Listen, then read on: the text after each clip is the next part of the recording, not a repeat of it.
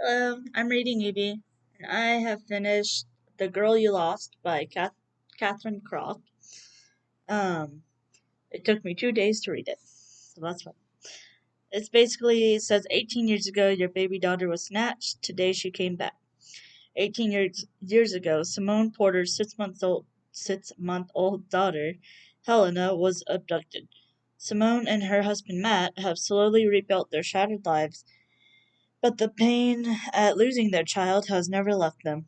Then a young woman, Grace, appears out of the blue and tells Simone she has information about her stolen baby. But just who is Grace, and can Simone trust her? When Grace herself disappears, Simone becomes embroiled in a desperate search for her daughter and the woman who has vital clues about her whereabouts. Simone is inching closer to the truth, but it'll take her into dangerous and disturbing territory. Simone lost her baby. Will she lose her life trying to find her? No, she did not lose her life, but still. Okay. Alright. I have a lot of notes on this one. It's basically a mystery book, obviously, so I'll try to keep it in order and not spoil it. Well, I mean, this whole video is going to be spoilers, but. So this book just started out with the woman trying to get an answer from a man, and he almost raped her, but he finally said some names she wanted to hear, and she hit him with the lamp over and over again.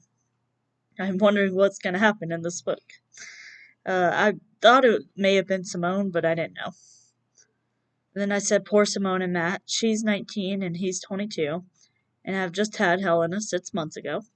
Matt's mom took her to the park so Matt can study, although they ended up just having sex, which made me feel even more bad about them because it would suck to get bad news after that, especially since his mom said she lost the baby.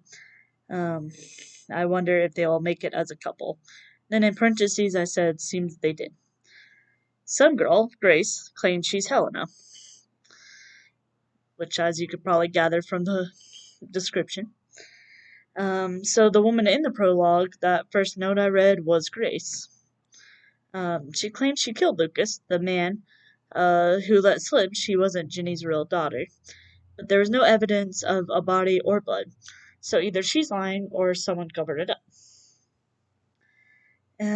Why do I feel like this will be like a Lifetime movie? Just what I thought of. I love Lifetime movies though. Somehow the DNA test was contaminated and was inconclusive. I don't know how that ever happens, but okay. Uh, Man, if Abbott is involved somehow, that would be a plot twist. Then I said, or would it, since I either guessed correctly or not. We finally learned the identity of the man. Oh, Abbott was Simone's best friend from work. So we finally learned the identity of the man who was oh, I had a typo. Who was in the room? Who was in the room they looked for Lucas in? Chris Hardy, because he came out of some room, and then I thought it was a closet, but I guess not. It may have been the bathroom of what they were looking for the body. What for Lucas in? As I already said. Anyways, his sister was sleeping with Lucas and then disappeared. I didn't write a note on that, but she did end up being killed. Um, every other chapter or so, we get into a person's head. I had no idea if it was a man or a woman at first, but then he was described as a man, and he had raped a woman. I'm guessing it's Lucas. He was talking about seeing a guy too, so I wonder if that's Chris or Nick or even Abbott. And Nick was. I think I said it later on who Nick was. Ah, I'll describe it later because I have a note about it. So I'll tell you who Nick is later. Uh, oh, and then I said maybe even Abbott. Abbott confessed his feelings for Simone. Kind of makes me sad that because she was married, and it seemed like they had a good friendship too. Apparently, I can't leave London. I had a suspicion the book was taking place there, and I can't remember what made me think that, but Simone did say that they were there, which is funny because that's where Erica Foster was in the books that I just been reading. They went on vacation to a cottage, and it makes me think about one day being able to take a vacation with the man I'll call my husband. Is he back there listening? He ain't listening. You don't care. Uh, Although I wonder if she'll tell him about Abbott, because right now she wants to distance herself between them, understandably. Jenny said she knew exactly who Simone was, so Simone is driving back to check it out. Because Jenny is. Did I even say? Jenny is Grace's mother, mother. Uh, and Simone didn't tell her who she was, of course, and so she said that she was some woman named Haley. And well, Jenny found out she's not Haley, she's Simone. So, and then she also said she needed help because she finally believes that Grace is missing. Uh, Jenny claims that her brother was the one that kidnapped Helena and lied about there being a pregnant woman who didn't want her kid, and all Jenny had to do was pretend to be pregnant. But I'm confused on how she confused a 6 month old with a newborn, unless she was just so happy to have a kid now because the cancer she had when she was, well, the chemotherapy when she was 12 had made her infertile. And I said, and of course there's an answer. Supposedly the girl changed her mind and then 6 months later changed it again. I wonder if she, well, never mind. I wonder if Daniel is the one we are seeing inside those chapters, or if it's Lucas and the friend is Daniel. Who is Daniel again?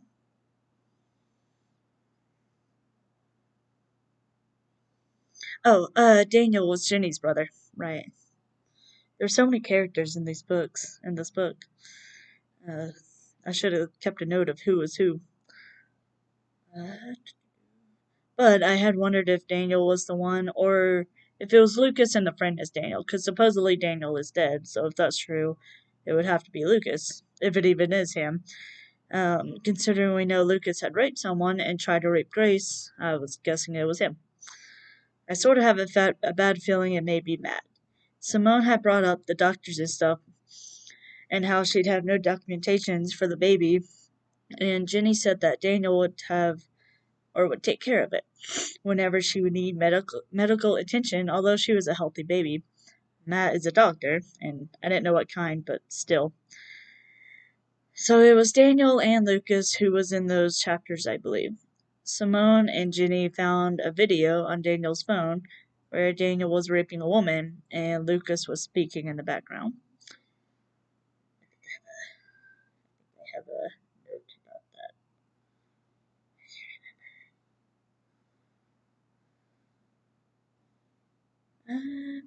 that. Okay, I don't. So the woman was ended up being I can't remember her name, Meg or something. Anyways, it is Chris Harding's sister who he was looking for. So it ended up being him. I mean her in that video. Um, what was I? Ah. Charlotte betrayed Simone and Ginny and locked them in a room in one of Lucas's place with no phone. Apparently, she was bribed by Nick. She was bribed by him. Um, and I'm just gonna say who he is. And he told her that she'd get to see Lucas again, and that was enough for her to betray them and everything. And like I said, Nick is the one helping Lucas and Daniel. So there's a fourth person I know, but uh, we know three of them now. So it's Nick, Lucas, Daniel. He was someone who was on both Hannah's, Lucas's wife, list of people Lucas knew, and Jenny's address book. Uh, I think uh, Lucas was the only other name on on both of those lists. Uh, I mean Daniel. I'm sure Lucas was on his own list. Uh, and Jenny's address book. He was the one who told Simone about Gabrielle, I think was her name. I think it was Gabby, a woman Lucas had taken home and probably raped. I say probably because it could have been either one of the men or multiple. He had also owned his own business that has to do with computer games. Said, "Oh no, Abbott was suddenly there outside when Simone broke free. I'm sus of him, but she isn't. I think he was involved." Chris Harding is at Simone's house now, so obviously I'm sus of him. Uh, then I said, okay, I'm not super sus of Chris now. I did have it in the video, in the note, because the woman they saw was, in the video, was Chris's sister. I would hope it's not him now, because that would be sick. Even though what those men were doing was sick anyways.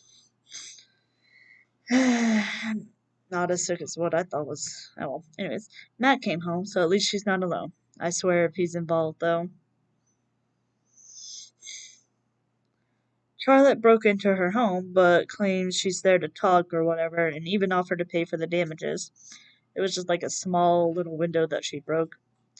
She claims Lucas is dead, and they find he is.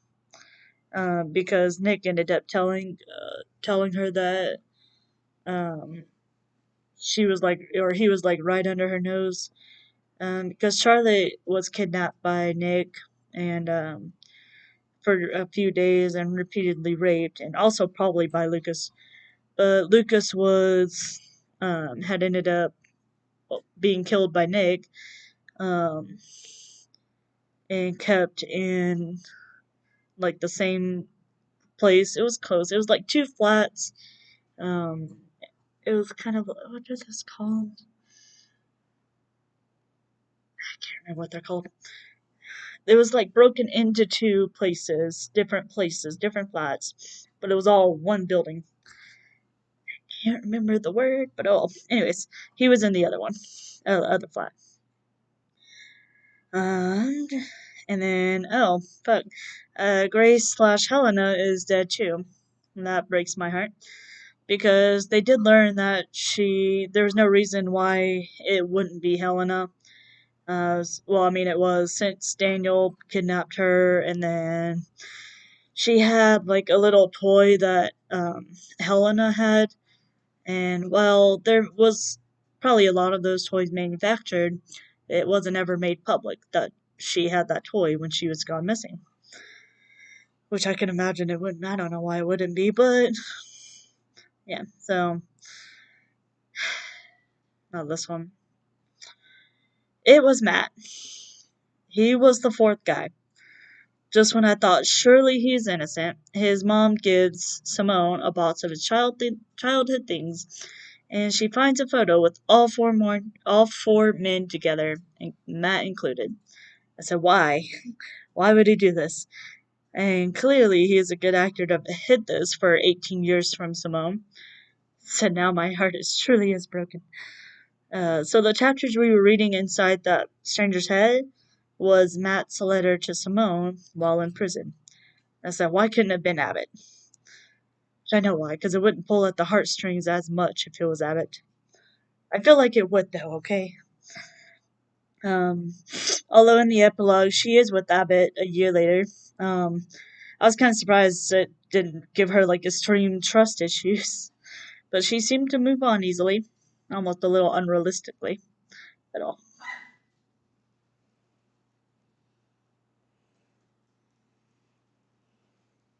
Cora likes to snap at the other dogs. And then I said, oh shit, she's pregnant at 38 too. Um, which honestly, good for them, or good for her at this point. Uh, but yeah, that was my thoughts on the girl. Get in the crib. Get in the crib. The Girl You Lost. Close enough. There we go. By Catherine Croft. It was a really good read. It was. It was indeed. The whole time, like every now and then, I would think it was Matt, and then I was like, nah, he's innocent. Uh, he he seems innocent, and then it was Matt. I'm still sad about that,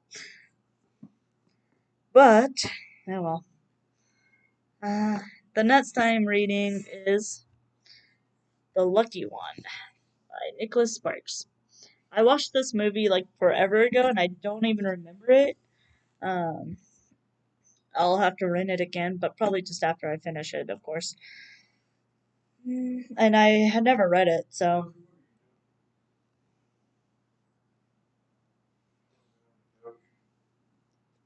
But yeah, I'm still thinking about the ending of this freaking book. It annoyed me because it just annoyed me. That was it. But yeah, that was my thoughts. I should probably be done with the lucky one pretty soon if things keep going the way it is. I actually had a client today, so I was happy. May have one tomorrow, who knows? Um, but I'm on chapter 3 so far. These seem to be longer chapters than the Girl You Lost was, and definitely more longer than any of the Erica Foster books. They were like sometimes 1 page long, and with like 80 chapters and like a 300-page book. Anyways, this one I think was like 40 chapters or something like that. Anyways, subscribe, like, and share, and follow us on TikTok, Etsy's Live, and Reading Evie. He posts a lot more than I do. I don't really post that often on TikTok. Um, Hopefully, I'll post more on here though if I continue with this reading habits. And don't forget to subscribe, like, and share to Etsy's Live on YouTube.